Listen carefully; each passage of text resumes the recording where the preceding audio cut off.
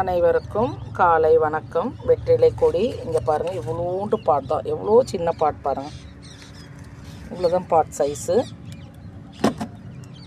ஆனால் வெற்றிலை கொடிகள் பாருங்கள் ஃபுல்லாக படர்ந்துட்டாங்க. அப்படியே நான் ஒரு 2 தடவை எடுத்துட்டேன்.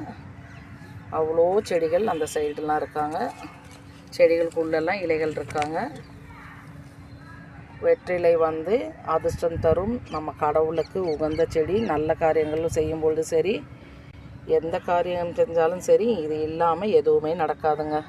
அந்த அளவுக்கு இந்த வெற்றிலை கொடிக்கு மகிமை இருக்குது. நோய் எதிர்ப்பு சக்திக்கு நம்ம கொரோனா காலத்தில் இந்த வெற்றிலையில் ஒரு வேர்க்கடலை பருப்பி வச்சு சாப்பிட்டாலே நோய் எதிர்ப்பு சக்தி அதிகமாக வரும். இம்யூனிட்டி பவர் கூடுதலாகி நோயை விரட்டி அடிச்சிடும்னு சொல்லி டாக்டரோட அட்வைஸில் நிறைய பேர் பயன்படுத்திகிட்டு இருந்தாங்க. என் வீட்டில் வரவே இல்லைங்க. ரொம்ப நாள் ட்ரை பண்ணி எத்தனோ செடிகள் வாங்கி வச்சு, எத்தனோ கட்டிங்கை வாங்கி வச்சு வரலை. முதல் முறையாக வந்திருக்காங்க. ஆனால் அதை எதுக்காக சொல்கிறேன்னா, ஏன் வளரன்ற காரணம் எனக்கு கிடச்சிடுச்சு. இவங்களுக்கு நிழல் தேவை இருக்குது. அதே மாதிரி தாங்கி பிடிக்கிற மாதிரி கொடி மாதிரி நமக்கு அவங்களுக்கு பண்ணி விட்டுடணும். அவங்க எதையாவது தாங்கி தாங்க வளர்கிறாங்க, தனியாக வளர மாட்டுறாங்க. அதை பாருங்கள்,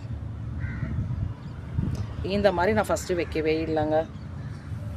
ஒரு ஸ்டிக் வச்சு அவங்களுக்கு பந்தல் அலங்காரம் பண்ணதுக்கு அப்புறம் தான் இவங்க நல்லபடியாக நமக்கு வளர்ச்சி கொடுத்தாங்க. இது எனக்கு இவ்வளோ நாள் தெரியலை. இப்போ அதனால் பாருங்கள், நம்ம பெரிய பாட்டில் செடிங்களுக்கு நடுவில் நான் வச்சுருக்கேன். நிழல் பாங்கான இடத்துல வச்சுருந்தேன். ஃபஸ்ட்டு பால்கனியில் வச்சுருந்தேன், அந்த அளவுக்கு வரலை. மாடியில் வச்சுருந்தேன், வரல. அதுக்கப்புறம் தென்னை மரத்துக்கு கீழே வச்சுருந்தேன். என்னுடைய சித்தப்பா வீட்டில் தென்னை மரத்தை கீழே வச்சுருந்து நல்லா வந்தது. அதே மாதிரி நானும் வைக்கலான்னு பார்த்தேன். ஆனால் எனக்கு என்னவோ ரிசல்ட்டு கொடுக்கல. இப்போ தாங்க ரிசல்ட்டு கொடுத்துருக்குது. எப்படி பார்த்தாலும் நான் என்னுடைய 5 வருஷம் மாடி தோட்டத்தில் ஒரு 40லேருந்து 50 செடி வளர்த்துருப்பேன். வெத்தலை கொடி ஒன்றுமே வரல. ஃபஸ்ட் டைமாக வந்திருக்காங்க. அடுத்து நிறைய செடி உருவாக்குற அளவுக்கு நிறைய பக்க கிளைகள் கிடச்சிட்டாங்க, வேர்கள் கிடச்சிட்டாங்க. நம்ம இனிமேல் ரெடி பண்ணிடலாம். எத்தனை செடி வேணாலும் உருவாக்கிடலாம். உங்களுக்கே தெரியும், பார்த்தாலே ஃபுல்லாகவே வந்திருக்காங்க.